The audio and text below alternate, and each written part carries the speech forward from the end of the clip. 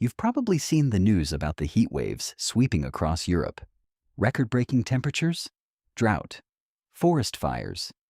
These have now become the kind of news we've come to expect during the summer months. But there's another development that's caught my attention in recent days, and I think this is the issue we really need to be talking about. Because it's not just the soil that's drying up in Europe. Some of the economy's most important transportation routes are also slowly drying up. This might sound a bit strange at first. You might wonder what a river has to do with the economy. Actually, much more than we realize. Because Europe's largest industrial centers have been operating thanks to rivers for years, especially the Rhine River. This river isn't just a waterway. It's practically the invisible highway of the European economy. Every year, millions of metric tons of coal, steel, chemical products, grain, and industrial equipment are transported via this river. Factories have been built around this transportation system. Ports have been constructed accordingly. Supply chains have been planned accordingly. In other words, for years, everything has been built on the assumption that the water will keep flowing. But now things are starting to change. According to Reuters, due to the ongoing heat waves in Europe, water levels in many sections of the Rhine River have once again approached critical levels. And as water levels drop, an interesting problem arises. Ships aren't coming to a complete stop, but they can't carry as much cargo as before.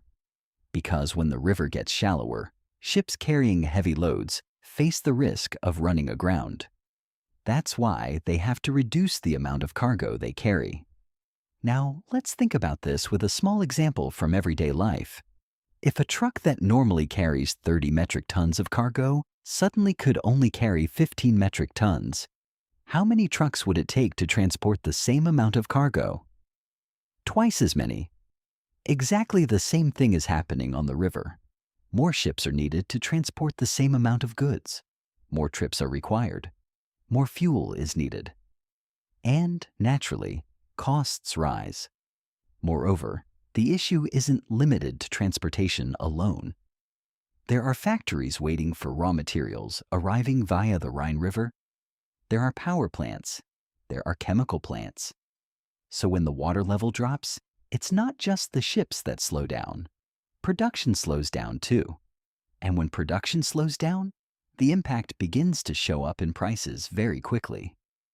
Actually, there's a bigger point here that caught my attention. For many years, we've mostly discussed climate change as an environmental issue. Glaciers are melting. Forest fires are on the rise. Temperature records are being broken. But now, we're beginning to see the economic side of this much more clearly. Because climate change isn't just altering nature anymore. It's changing companies' costs. It's disrupting supply chains. It's altering logistics plans. It's even changing investment decisions. In the past, investors tracked energy prices. They tracked interest rate decisions. Today, even weather reports have become part of economic analysis. And I think that's quite remarkable. Perhaps in the coming years, when we discuss economic growth, we won't just be talking about interest rates, inflation, or oil prices. We'll also be talking about rainfall. We'll also be talking about river water levels, because the modern economy is far more dependent on nature than we realize. Maybe factories are operating with the most advanced robots. Perhaps artificial intelligence is making production more efficient. But ultimately, the raw materials that reach that factory still have to flow through a river. And if that river isn't flowing as it used to, the economy isn't flowing as it used to either. Perhaps this is precisely the biggest change Europe is experiencing today. Climate change is no longer just an environmental story. It's an economic story. And perhaps one of the most important indicators shaping the direction of the economy in the coming years won't be central bank decisions. It will be the water levels of rivers. Perhaps in the future, we won't just look at the stock markets to gauge the health of the economy. Perhaps we'll look at the rivers first, because sometimes the strength of an economy is determined by how much water is flowing. If you enjoy this kind of content, And don't see the economy as just headlines.